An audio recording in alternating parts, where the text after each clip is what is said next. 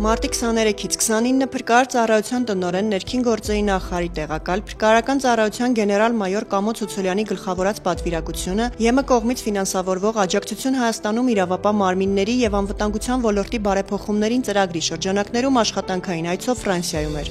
Այցի նպատակն էր քաղաքացիական պաշտպանության և արտակարգ իրավիճակների կառավարման ոլորտում փորձի փոխանակումը և համագործակցության ընդլայնումը։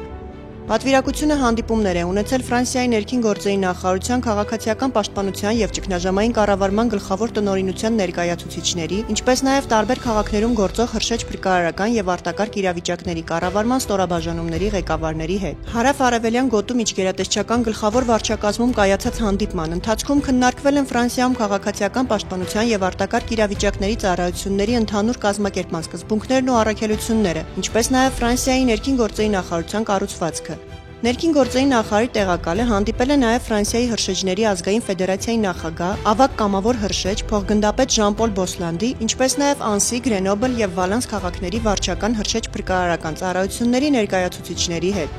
Հանդիպումների ընթացքում ուսումնասիրվել է կամավորական հրշեջ փրկարարական ջոկատների փորձը, ինչպես նաև ներդրված ծառայությունների և անձնակազմի կառավարման մեխանիզմները Հայաստանում կամավորական համակարգի զարգացման նպատակով։ Միաժամանակ անդրադարձ է կատարվել ճգնաժամային կառավարման և հաղորդակցման մեխանիզմներին, սպառնացող աղետների ռիսկերին և դրանց արձագանքման միջոցառումներին, արտակարգ իրավիճակների կառավարման գործողությունների շղթային, հրշեջ փրկարարական օպերատիվ կենտրոնների աշխատանքի կազմակերպմանը։ Պատվիրակությունը հանդիպումներ է ունեցել նաև Ֆրանսիայի հրշեջ սպաների ազգային ակադեմիայի ղեկավար կազմի հետ, ծանոթացել մոդուլային սրահներին, հրշեջ փրկարարների և կամավորների վերապատրաստման գործընթացին։